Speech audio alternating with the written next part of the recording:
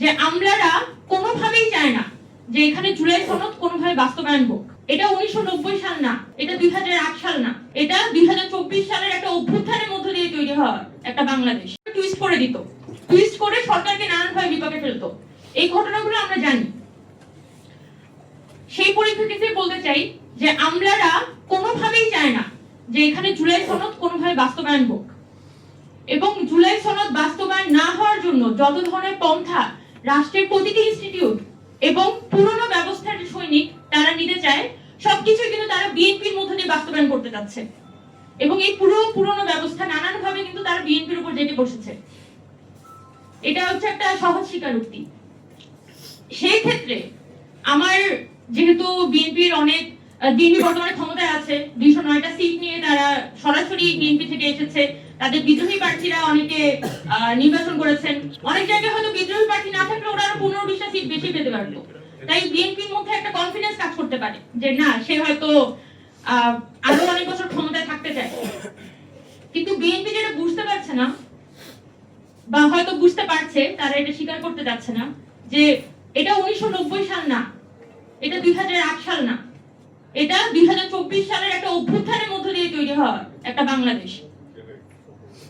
তারা যদি মনে করে থাকে, বা আমাদের যারা মন্ত্রী এমপিরা আছেন, বা আমাদের যিনি প্রধানমন্ত্রী আছেন, তার কানের কাছে যদি কেউ এই বুদ্ধি পরামর্শ দিয়ে থাকে যে জুলাই সনদকে বাইপাস করে তারা আসলে সরকার টিকিয়ে রাখতে পারবে, তারা আসলে ভুল মনে করছে। বাংলাদেশ একটা বড় ধরনের সাংবিধানিক সংকটের দিকে পা বাড়াবে। একই সাথে জুলাই সনদ যদি বাস্তবায়ন না হয়, বাংলাদেশ একটা বড় ধরনের রাজনৈতিক সংকটে পড়তে যাচ্ছে। এবং আমি মনে করি যে বিএনপি কে মানুষ এই কারণেই ভোট দিয়েছে, কারণ মানুষ মনে করে যে বর্তমান যে সংকটের মধ্যে আমরা আছি, এটা থেকে উত্তরণ করা শুধুমাত্র বিএনপির পক্ষেই সম্ভব। কিন্তু বিএনপি যদি তার এই লোকটা বুঝতে না পারে, তার এই ক্যালিবারটা সে বুঝতে না পারে, তাহলে বাংলাদেশকে কিন্তু সে বড় ধরনের রাজনৈতিক ঝুঁকিতে ফেলবে। গত 10-15 দিনে সরকার গঠন হওয়ার পর থেকে আমরা দেখতে পাচ্ছি বিএনপি কিন্তু কিছু উদ্যোগ, আমি ব্যক্তিগতভাবে প্রশংসা করেছি, যেমন এলডিজি পিছানোর একটা গ্র্যাজুয়েশন পিছানোর একটা উদ্যোগ তারা নিয়েছেন, বাংলাদেশের অর্থনৈতিকভাবে পুনরায় রিবুট করার একটা চিন্তা তারা করছেন, কৃষক কার্ডের কথা বলছেন, ফ্যামিলি কার্ডের কথা বলছেন।